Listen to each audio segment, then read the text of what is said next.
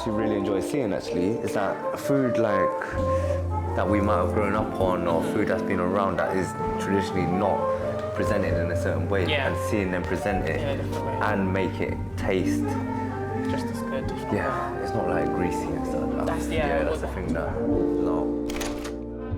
So we're making a garlic butter prawn roll. Is this one of your favorite things to make? In summer, I would say it's one of my favorite things to eat. But like as it gets warmer, I tend to want to eat like lighter and just a lot of seafood. So I love prawns. I feel like it's my take on like a lobster roll. I feel like lobster's overrated. So controversial. Yeah, it is. But I feel like a lot of the things people do with lobster, you could just do with a really good prawn. So when I get a lobster roll, I just feel like half of the lobster is missing. So I'm just like, if it's because of the price, let's just change it to prawns and just get our money's worth. This is the thing, I hate anything viral. Yeah. I hate, because no one can tell me something that's gone viral that tastes good, right? Okay. So have you seen the viral lobster roll? Everyone's hiking and this and that. What do you think of that? I haven't eaten it, but I know what to expect. But I think there's certain things that when it comes to viral food, right, that just hits what people like the look of. Marinade is important, no? Very important. And I feel like people need to tap more into using homemade marinades, fresh herbs. Just ditch all the like tinned seasonings and jarred, bottled stuff. And I'm not in the slightest saying I don't use these things, right? But within reason, I just feel like people really underestimate what a fresh, good herb can do. So a lot of the things I cook with always start with some sort of green seasoning. This one specifically, I've used parsley, bird eye chilies, green and red, garlic, and a squeeze of lemon. I don't know if you can handle the bird's eye chilies. Really? Yeah. Are you joking? You can't handle the bird's eye. Me? Yeah, you're all cool when it comes to spice. Yeah, I don't like them. They're too hot. Yeah. You know, like, I remember watching my mum, right, and my cousins and stuff. They would sit down, we're eating rice and fish or herbs and stuff, and they would just have a bowl here, scoop of rice, and a bite of the chili, and I'm like, whoa. I don't know about eating it raw like that. I'm like, no, that's too much. I can do some good chilies. What are like 3 things you can easily make at the moment? The simplest, I would say, parsley, garlic, and chilies. There's no excuse not to make your own marinade, guys. Do you know what, yeah, when you were saying about fresh ingredients and stuff, I was like, oh, I can feel the heat coming up, like getting really... It's just like, just do it. Even if you have to dedicate a day to like once you've poured some oil in this can stay for a while. And if you don't want to keep it in the fridge, preserve it in the freezer. But like once it's there, and you don't have to think about... What are the 3 things you have in your fridge at all times? Butter. Do you know what? I knew you were going to say that. I was going to say a good block of butter. I knew it. I could feel like she's like looking down and like, butter. Butter, I would have buttermilk and bell peppers. I feel like I always got bell peppers. Oh, bell peppers, yeah. Some beef that my mum's probably bought and like just there, like there's always beef. Like you get the beef out the freezer. It's like, why is there always beef in did it? you ever hold on, let me ask you. Growing up, did you ever get told to take the meat out? I still get told to take the meat out. And then you forget to take the meat out. Yeah, and you get in trouble, innit? Yeah. And I feel like only now have I understood the importance of taking the meat out, like in advance. Like now when I figure to do that for myself, I'm just like, oh my gosh, like this will just set me back. So I get the frustration when your mum's at work and it's like, take out the meat and then you don't. And it's just like, she gets back thinking she's ready to cook and no. Ideally, with your marinade for this year, how long would you do it for with the prawns?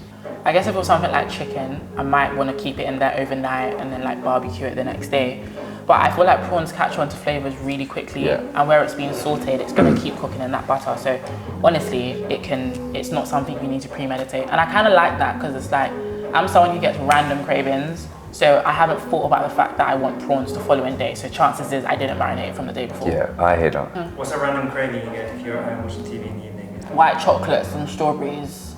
Oh, okay. It's like Yeah, I know, yours kind of fancy, isn't it? That's not fancy, guys. Thing ever. No. Do you know what? I just can imagine her sitting there like this. And someone's like, do you know what? Here, madam, here's your chocolates and strawberry. I feel like my most recent go-to, but it's so basic, is golden kiwis. Oh, golden kiwis are banging. I don't think I can go back to regular kiwis. No, yeah, golden kiwis are a different level. Yeah, different level, mate. When they're soft, it's a little bit soft, they still got a bit of bite, they're sweet, they're juicy. Shit, sorry, I just got it. I just got to a different place, innit? Let's You can cut. Oh, let me take my rings. Do you know one thing I hate online, yeah? Fucking people cooking jewelry. with rings on. Oh, okay, fair enough. Disgusting. I feel like men do that a lot though. Hey, listen. I actually feel like men we're not allowed to typically say do stuff like that that a lot. nowadays, yeah? I think that's a fact. I think small. In chunks, yeah? Maybe like this? Yeah, it's Whoa. like 3 or 4 pieces. And that's what I mean about prawns over lobster, because that's £5 worth of prawns. So we got the shrimp nice and diced, chopped, whatever you want to call it. Nicely. I'm gonna go in and season it with our marinade. And what you can help me do is start to brown off some of the garlic butter in the pan. Okay, and then with the green seasoning, I'm just gonna take like literally a big spoonful. Yeah, have you ever been to like a takeaway And it that you doesn't go taste to the same. often, right? Yeah. And you're like, who's the chef cooking today? Yeah. That's But I feel like sometimes it's just hands, you know, because you can give someone the exact same recipe you use and it just doesn't taste the same. I've been cooking since I was in secondary school, or a bit before that. So my mum was a wedding cake designer. I used to bake first. So I had like a little bake when you was business. in secondary school baking. Yeah, like I was doing full-on cakes. So obviously I used to assist her, and then I started my own brand called Drip Guru. I remember I did like buttercream drip cakes. Kind of grew out of baking because I felt like it was too strict. It's like if you put one extra egg or not enough flour, you're screwed. And I just thought, I can't live my life like this, like getting so far to fail every time. I just feel like with cooking, you can kind of save yourself along the way. When I was in like year 8, I was kind of known as the girl who like sells food. So I used to like sell takeaways during summer from like my house, literally. I made a kitchen shed, like literally like a kitchen in my garden. There was a lady who had followed one of my sisters, and she always used to post my food. I was like, is there any chance your sister can like host an at-home dinner for us? And I had never considered being a chef in that way. Like I always just thought of the typical route of like being a chef in a restaurant, but I low-key knew that wasn't what I wanted, but I didn't know any other ways. I just thought, I guess I have to go with the flow. Took up that gig and it was great. Since then I just carried on and I was like, actually, yeah, I want to be a private chef. I love the intimacy. Do you find your passion and your love for food is where you can kind of show people you and your character and who you are as a person? Yeah, because I feel like the one time that I did socialize with people in university was literally because I was like, I'm gonna cook for everyone. I remember one day I told one of the guys like, let's go to the city, buy a bunch of stuff.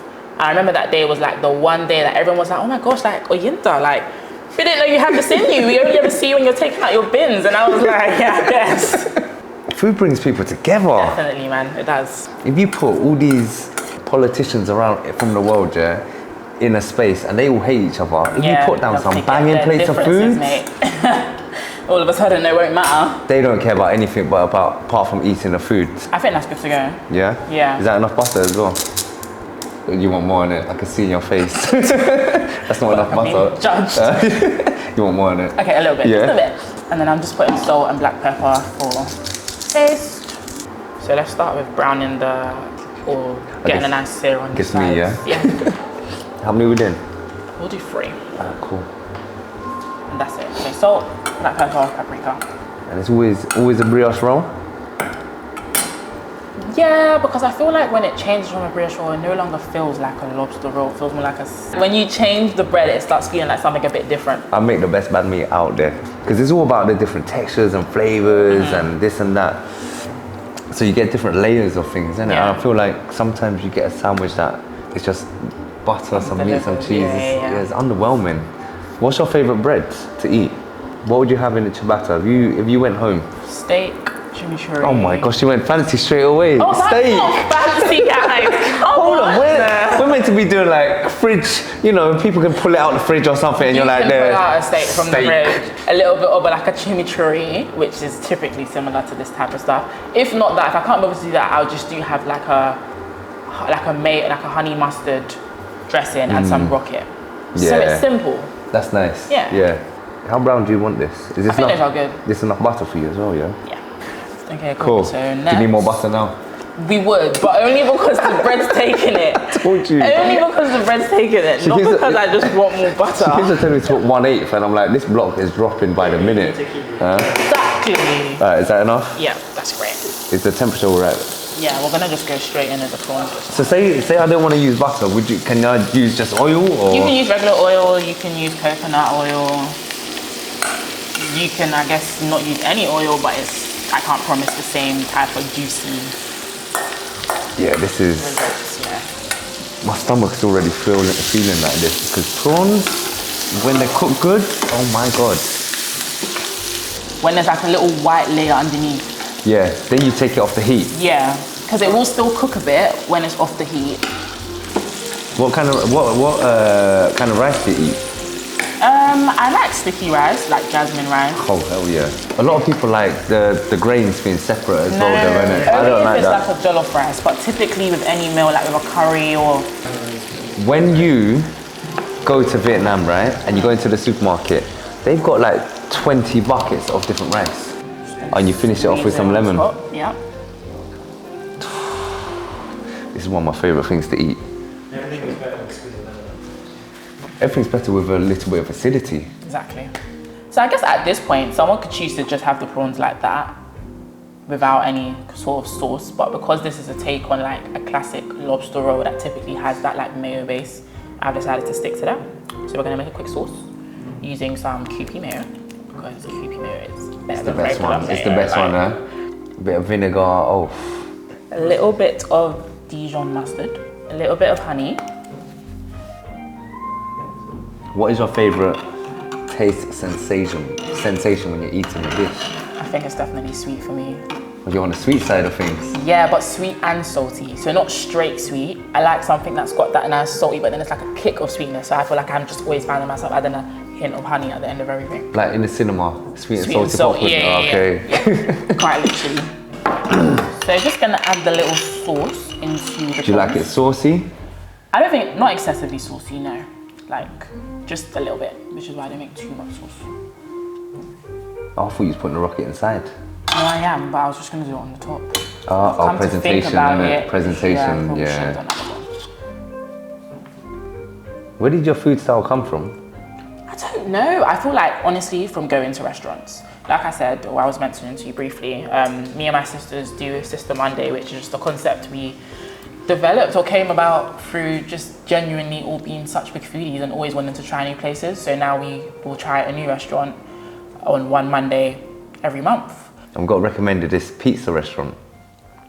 Went in, first thing you see, grandmas and granddads everywhere. Yeah, obviously you always know it's gonna hit when you see that. So the food hit, the pizza banged, the chops, everything. Yeah. I think similarly to what we spoke about earlier, a good sign is how diverse their team is. So if you go to, for instance, a restaurant that says they are doing African-inspired food or even Mediterranean, I would like to see some people who are from the country of foods that you're replicating, because as much as any chef can learn how to do that, similar to what we're saying, when it is your culture and you've like grown up on those like dishes and stuff, there's a different level of like knowledge that you have about it. Even if you're not from that background and that culture, if the team, majority of the team, they can educate you in the things that they come across when they're growing up. Or I used to eat this on a Sunday morning with like that kind of stuff. I think sharing that kind of story, that nostalgia in a culture to someone else, as long as they're open and willing to reciprocate and understand it, then it's gonna be great like that. And you know them people that go traveling for 2 weeks and then come back and open a restaurant of a certain cuisine? It's kind of like how matcha is doing its thing at the Oh moment. Lord have mercy, this matcha thing, oh my gosh. Crazy, mate. Why is everyone, and the thing is, the matcha that we get is not high quality, hand ground tea leaves. So when people try it, they're like, oh, it's bitter. Matcha ain't bitter. Okay, well, I guess we're done. Are we ready to eat? So what is this dish again? We have garlic butter prawn rolls. Thanks for this. I'm done, I'm ready to eat, man. The presentation is beautiful, isn't it? Yeah, this is really nice. Creamy looking. Bruv, your key words today, maybe my mind's in the gutter, but like long, Creamy. stroke, creamy. I didn't say long or stroke. This and that. Steamy, Yeah, wet. we're talking about food. Come on. Your key words today.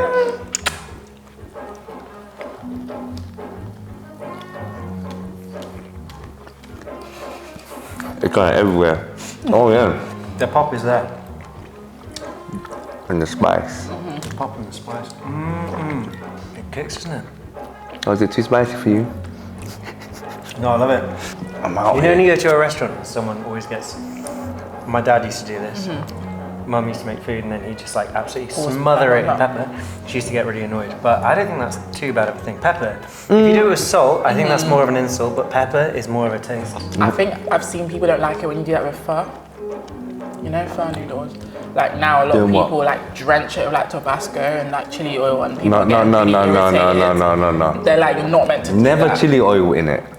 People literally submerge chili oil Tabasco. Doesn't everyone put chili oil in everything though? That's right. But in that dish, because the flavors are so light, and you want to taste all the aromats and all that stuff, if you put a chili oil in, it will change the dish. I feel like that's why people are getting offended, because that's not how it's supposed to be eaten. Yeah, sorry, that's something. Yeah, at least you pronounce it in the right way as well.